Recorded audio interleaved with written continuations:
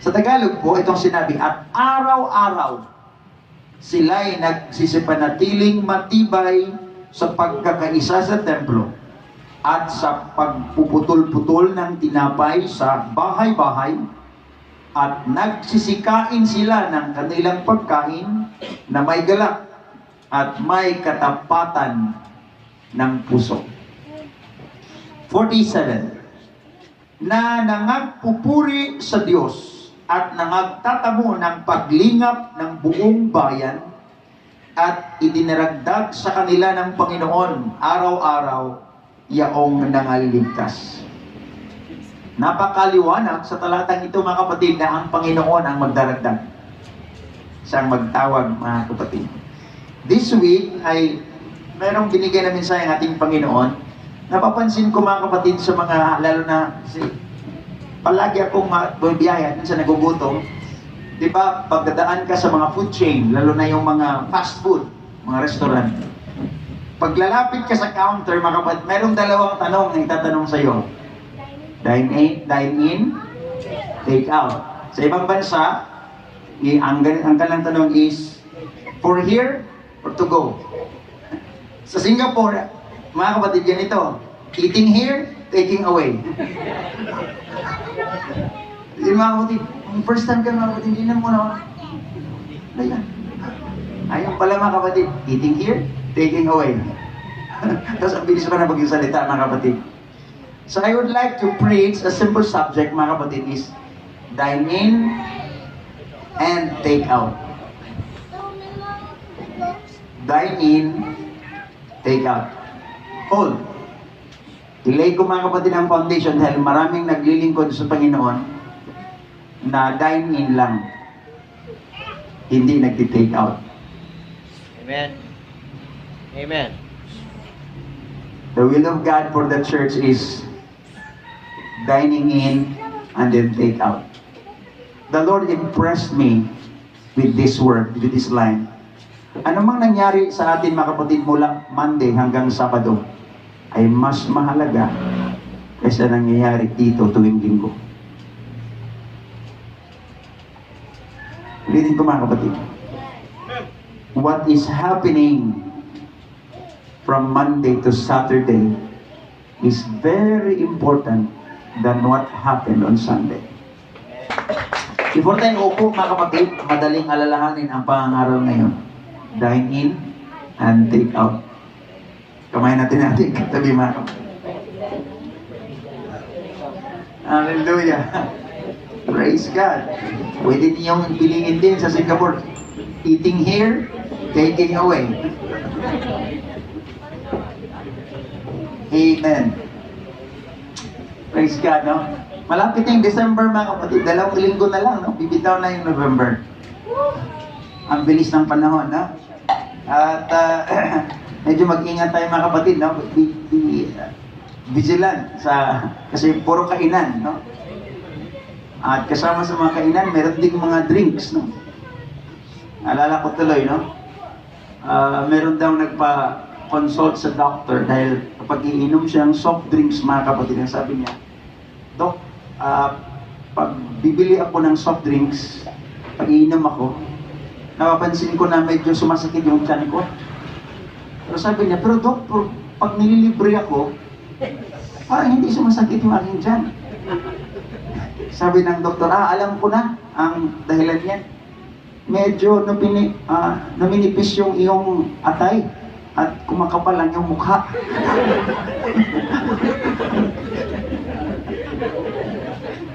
Kasi kung libre daw, mga kapatid, okay lang. Praise God. So,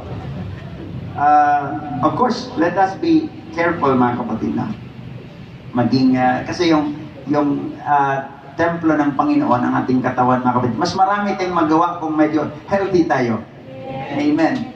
The spiritual things of God is carried with physical body. So, kailangan natin ingatan din, mga kapatid. Kaya sabi ni Pablo, mag-ingat ka sa iyong sarili. Take heed to yourself and then to the teaching. Dalawa, no? Ingatan daw natin ating sarili and then ang mga katuruan din na iniwan ng ating Panginoon. Praise God. Sa first century church, it was a daily church. Araw-araw, mga kapatid. Now, hindi lang sila nagmi-meeting on Sunday, mga kapatid, ngunit araw-araw may pagtitipon. Kung ating napansin, mga kapatid, sa verse 46, ang sabi doon, at araw-araw, sila'y nagsisipanatiling matibay sa pagkakaisa sa templo. So, mayroong gathering sa temple every day, meron ding gathering sa kanilang bahay. Tulad ng ating ginawa kagabi, mga kapatid. Hindi necessary ang buong kapatiran ay pupunta sa isang bahay, mga kapatid. Oo, naman yung isang bahay. But mayroong fellowship daily. Yan po ang system. Yan po, mga kapatid, ang naging custom sa early church. Mayroong araw-araw na pagtitipon. At dahil doon, mga kapatid, now, by the way, kapag hindi nila sinasabi, mga kapatid, na tara mag-church tayo. Term na lang natin yan ngayon. Alam nila, mga kapatid, na sila yung church. Saan man sila, nandun yung church. Because church is the body of Christ, the called out ones, ang mga tinatawag ng Panginoon. So kung nasaan ang mga believers, nandun ang church. Andun yung iglesia, mga kapatid. So kaya kung ating basahin ang Aklat ng Magawa, chapter 8, I believe yun ang pinaka-fulfillment, mga kapatid, sa Great Commission. Kasi pagkatapos ng ang Panginoon ay nagbuhos ng kanyang banal na Espiritu, nag-enjoy yung mga apostoles, yung mga disciples, Brother Dong. Ang ginawa nila, mga kapatid, talagang punong-puno ng kagalakan ng kanilang puso. Ayaw na nilang maghiwa-hiwalay. Napansin niyo pag nag-fellowship tayo, tapos parang ayaw natin maghiwalay. Uy, oras na pala. Magkape muna tayo. Parang ayaw natin maghiwalay. The same what happened doon sa Book of Acts chapter 2. Pagkatapos na binuhos ng Panginoon ang kanyang banal na Espiritu, ayaw maghiwalay ang mga apostoles. Nandun lang sila sa Jerusalem, mga kapatid. Maraming pinagpala ng Panginoon.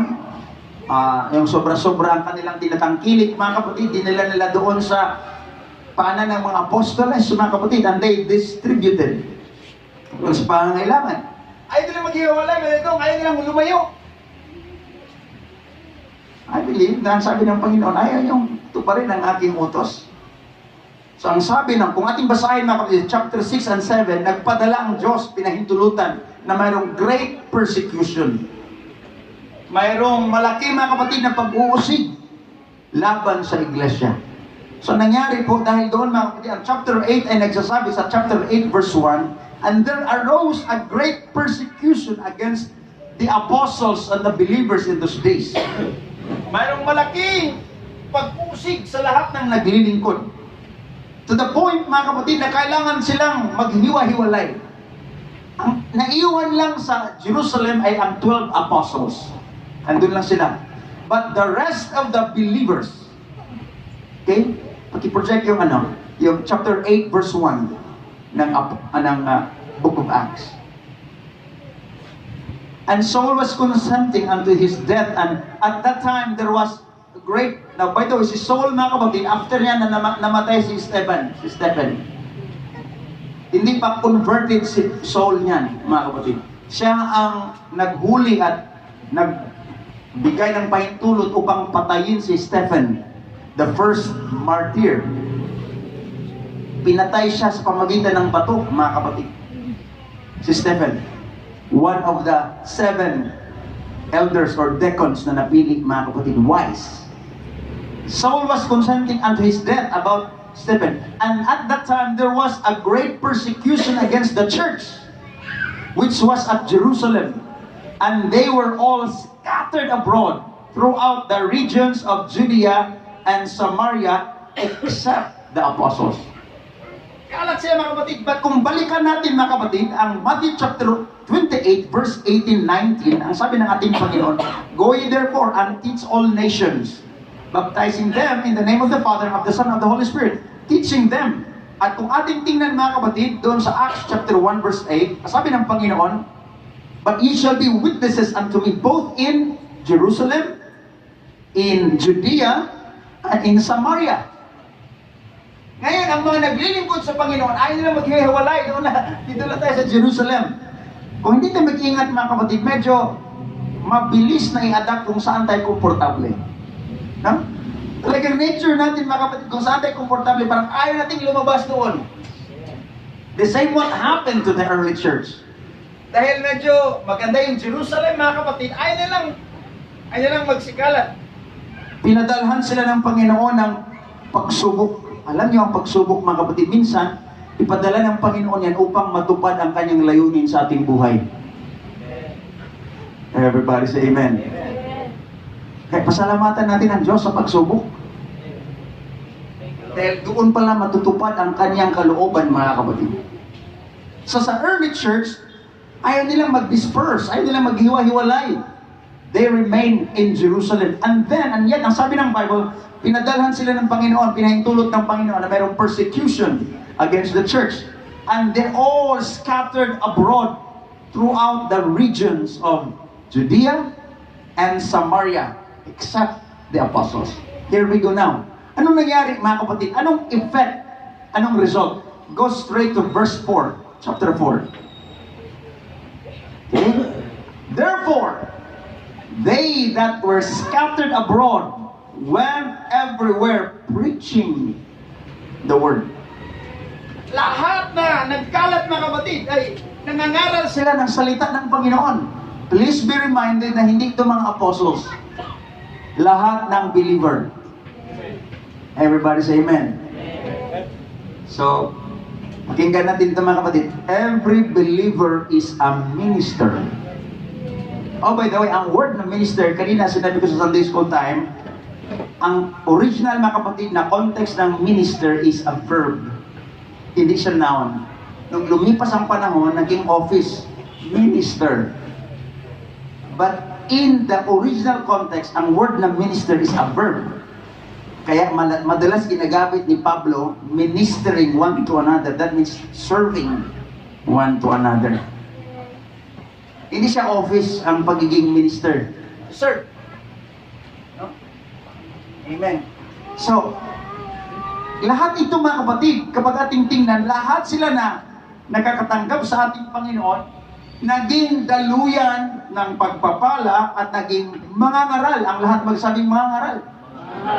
So those who were scattered abroad went everywhere preaching the word. Lahat sila. Now, by the way, ang preaching, minsan kasi, mga kapatid, ang ating concept sa preaching ay nangailangan tayo ng ganitong pulpito. Tapos, minsan nangailangan tayo ng mikropono kapag preach. No! Yung simpleng buhay lang natin, mga kapatid, ay pangangaral na yan. Yung ating testimony, ating patutuo, pangangaral na yan, mga kapatid. Ano mang ginawa ng Diyos sa ating buhay kapag ating ibahagi, mga kapatid, that is preaching, that is revealing the Word of God. Palakpakan natin Panginoon, mga kapatid. They preach the Word of God. Hallelujah. So, God is expecting His church to dine in and take out. Ayaw lang mag-take out eh. Nandun lang sila sa Jerusalem. Ayaw lang umalat, mga kapatid. Praise God. Salamat sa Panginoon sa kanyang ginagawa dito, mga kapatid. Dito tayo pinapalakas ng ating Panginoon. We are fed by God, by His Word, mga kapatid. Inubusog tayo ng ating Panginoon. Pero pansinin natin, mga kapatid, most of God's command to His people, praise God. Sa atin, sa kanyang mga anak, mga kapatid. Sa Matthew 22 verse 9, itong sabi ng ating Panginoon, "Go ye therefore into the highways, and as many as ye shall find, bid to the marriage." Ito yung parable, mga kapatid, ng Diyos. Katulad siya sa isang hari, mga kapatid, na naghahanda siya ng piging. Alam yung piging? Celebration. Kung basahin natin yung Matthew chapter 22, it's a parable na meron isang hari na naghahanda siya ng kainan, no? Gusto natin yung kainan, no? Now, sa chapter 22 ng Matthew, it's a parable na meron isang hari na naghahanda siya, mga kapatid, ng piging. Celebration. And then, meron siyang inimbita. Siguro may mga tao na kilala, invite, mga kapatid. Well, sa parable na yan, lahat na inimbita ay maraming dahilan.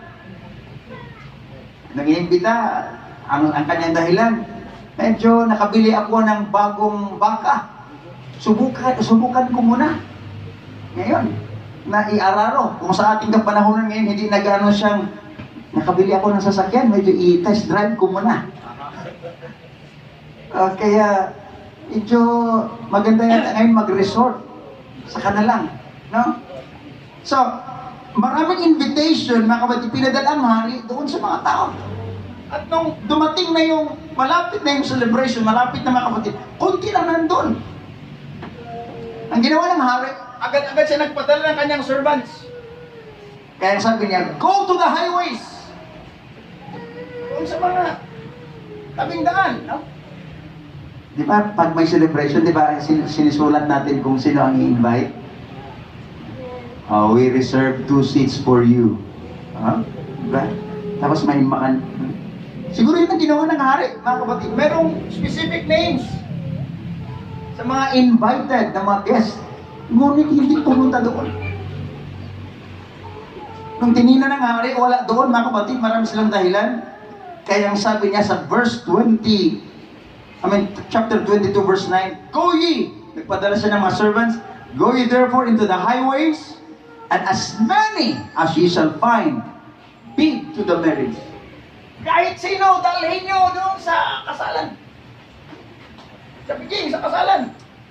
Wala na yung making invite na may pangalan, yung honor, you know. Honorable, ganito, ganyan.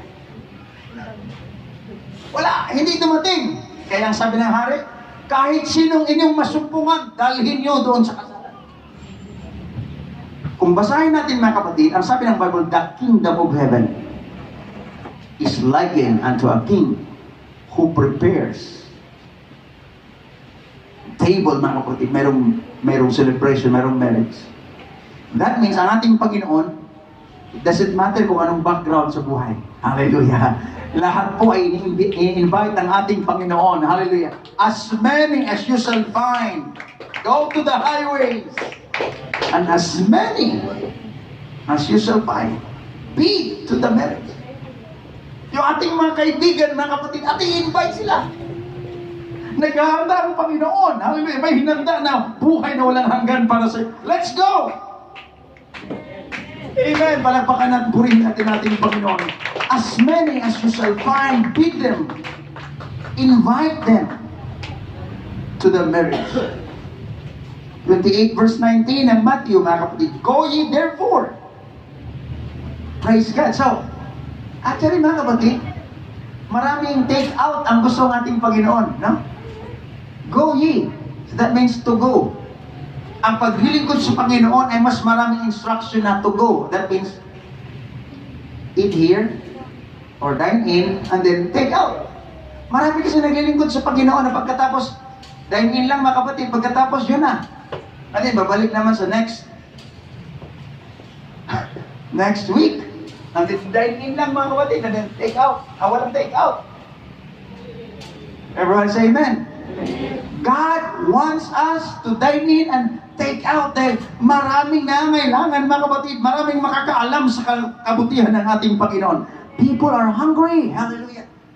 Sinabi ko kagabi, ang Holy Spirit mga kapatid ay simbolo ng tubig. Everybody say amen. Now, ayaw ng Panginoon na pag mayroon tayong tubig, mayroon tayong dalang balde mga kapatid na puno, dalhin natin at ibabalik natin doon sa ilog. Gusto nating Panginoon, pag mayroong dala tayong tubig, dalhin natin sa mga tigang na lupa.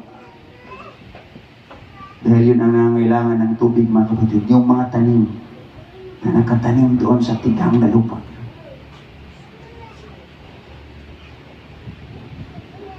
Think about that. Kung basahin natin ang Book of Ezekiel chapter 47, ang ilog na ito, ang tubig na ito ay kailangang pumunta doon sa mga tigang na lupa. Ang lahat ng madaanan ay magkaroon ng buhay na walang hanggan. At yung mga may buhay, kapag madaanan, magkaroon sila ng buhay. That means they will be revived, they will be alive, they will receive the strength from the Lord. Hallelujah. Praise God. So, nung binasa ko ito mga kapatid, honestly, sinabi ko sa Panginoon, Lord, patawarin mo kami.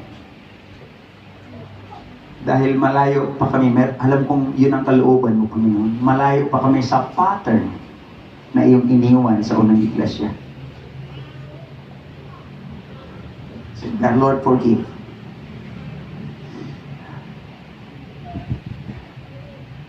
Anong mang sasakyan o kagamitan mga kapatid na hindi nag-operate sa design ng designer, hindi na ma-maximize yung kanyang expectation. Right?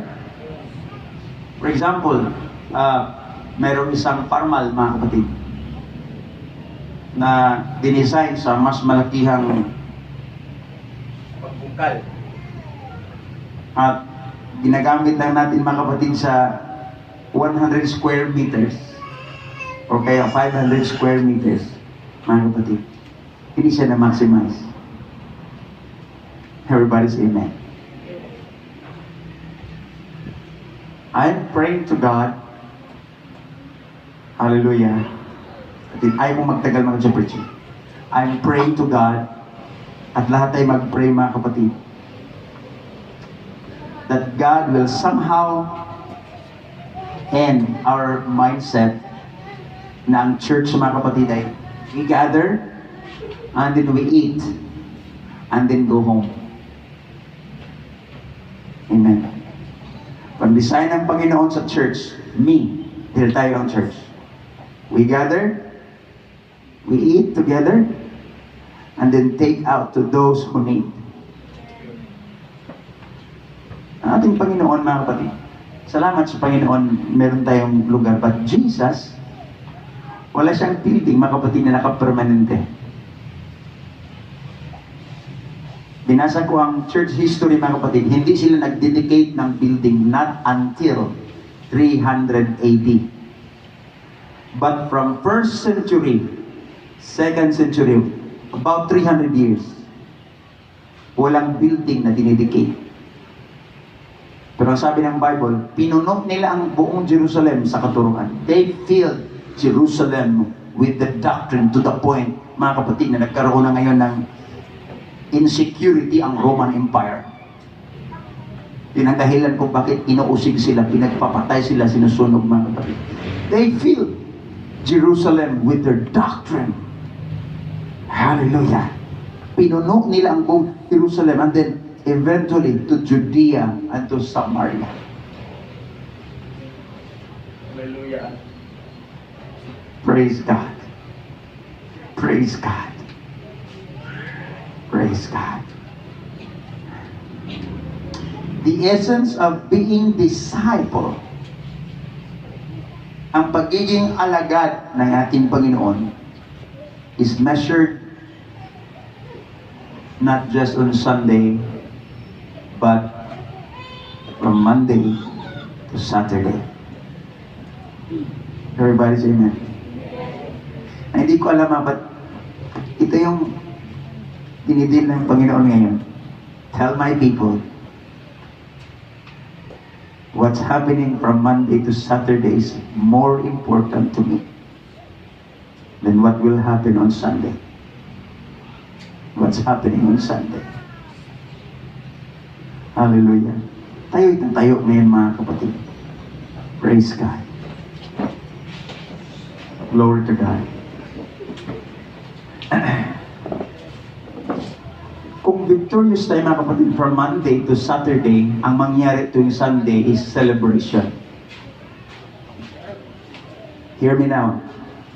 If spiritually, from Monday to Saturday, we live as disciples. True disciples. Marami tayong na-minister, mayroon tayong pinag-pray, may pinagaling ang ating Panginoon.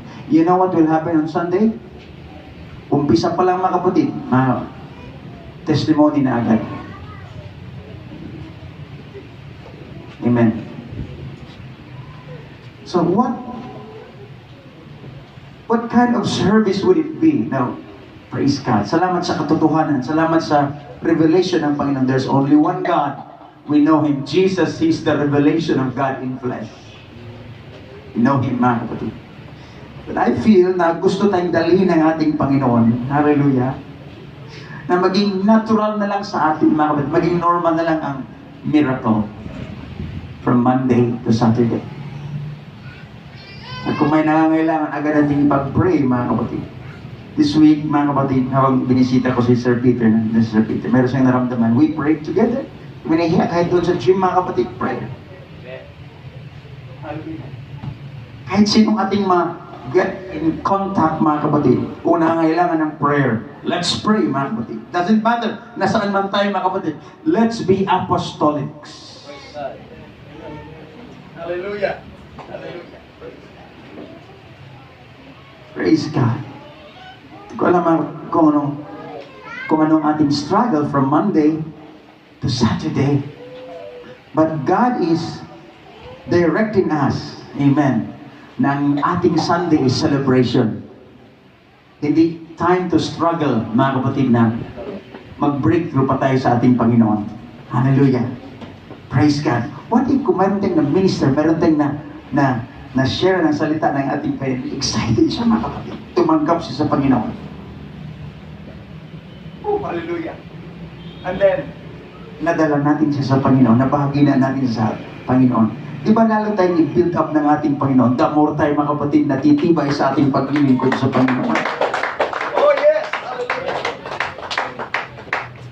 Praise God. Habang tayo nakatayo ngayon, mga kapatid, let's just talk to God. Hallelujah.